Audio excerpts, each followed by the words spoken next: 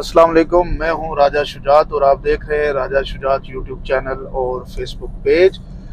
آج کی ویڈیو میں بات کریں گے نواز شریف صاحب کی سیاست کے حوالے سے، اور تھوڑا سا سمجھنے کی کوشش کرتے ہیں کہ میاں محمد نواز شریف صاحب جو ہیں وہ کیسی پالیٹکس کرتے ہیں، اور انہوں نے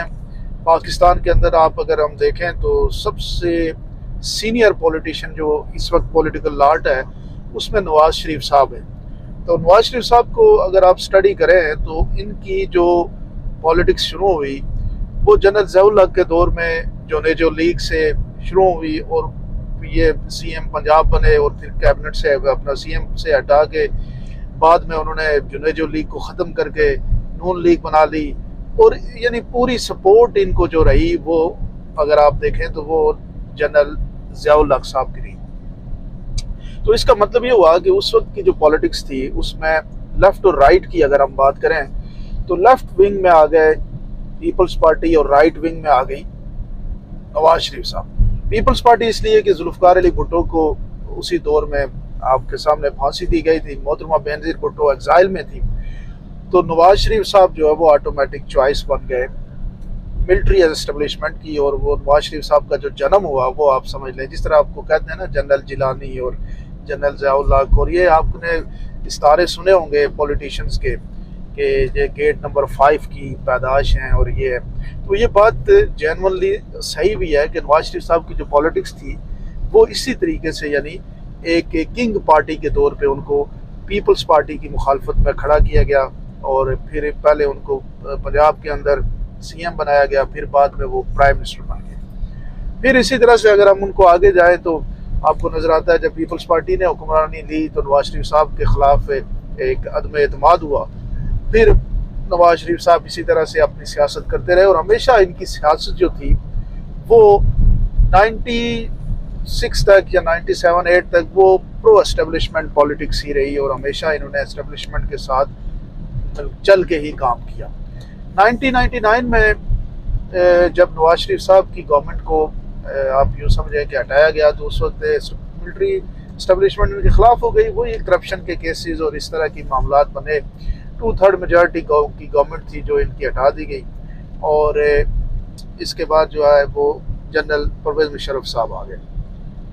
تو اس سارے ٹینور میں جو لوگ آج کوشچن اٹھاتے ہیں کہ نواز شریف صاحب جو ہے وہ کوئی نئی بات کر رہے ہیں، تو جب آپ پوری ان کی ہسٹری کو دیکھتے ہیں تو وہ نئی بات اس لیے نظر نہیں آتی۔ بیچ میں ایک سپین آپ یوں سمجھ لیں جب لاسٹ ٹائم گورنمنٹ سے نکالے گئے تو انہوں نے کچھ ملٹری اسٹیبلشمنٹ کے خلاف گفتگو کی، سرے عام باتیں کی،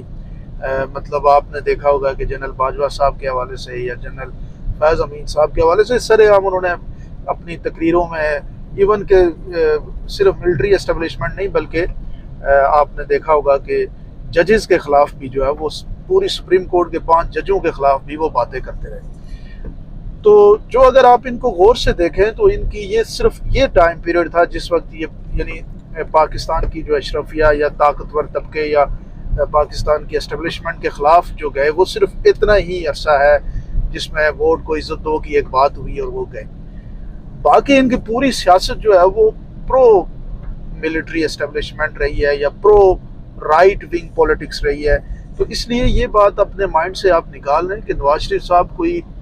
بہت بڑے انقلابی لیڈر نہیں ہے، عوام کی طاقت کا ان کے لیے کوئی اتنا اہمیت نہیں ہے، بلکہ